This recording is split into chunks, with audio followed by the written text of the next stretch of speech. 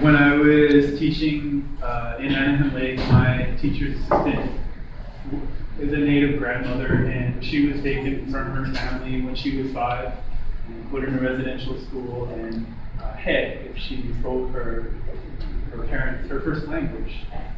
And I saw the effects of this tragic and shameful history exist and go on in the Native community. And we need to do everything we can to... Look how many women are being killed. Look how many of my sisters are being killed. Now what are you party going to do about it? We want to hear. Yes. It's enough. It's enough of the cops and these white people killing Native people just because we're natives. And how many times are we going to come back to this about the social housing? We got to set up one day for the social housing. We got to set up another day for this missing and murdered woman. Do you understand where I'm coming from? Thank you. Yeah. So yes, I do support an inquiry the missing Murdered Aboriginal. Yo, I was in Mr. Murdered Woman through the years. I'm from Alberta, and I walked by different areas. I've done lots in my lifetime and movements.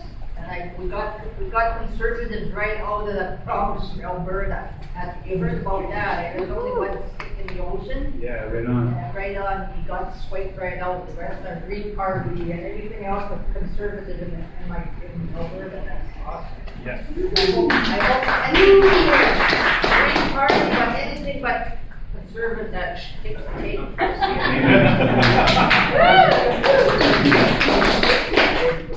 Thanks, Alex. The short immediate answer is absolutely yes. We've heard the call for the inquiry, but we also acknowledge there have been previous inquiries, whether it's the Cohen Commission, which affects First Nations communities here along the coast, where we've seen hardly any action taken after a commission study was done and the study sits on the shelf, or even the Crown's report on the status of Aboriginal peoples, which was done in the 1990s. We've seen hardly any action on so many of these commissions, so we absolutely need to get to work right away. It's incredible how hard it is to get a bus across BC on the Highway of Tears. Things like that we've heard from community-led research in the downtown east side, whether it's around harm reduction or whether it's around childhood family development. We have all this knowledge in communities that needs to be mobilized in Ottawa. We don't just need policy wonks there doing the work.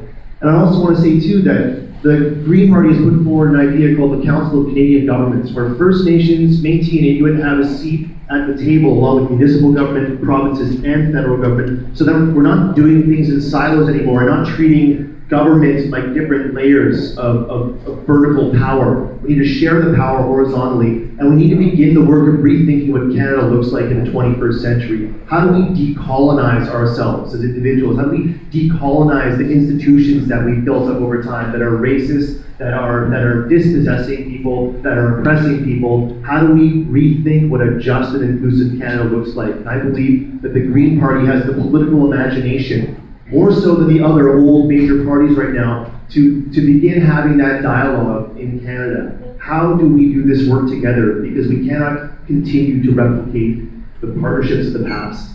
So we absolutely want an inquiry, but we need action now as well. And we need to rethink what we are moving ahead.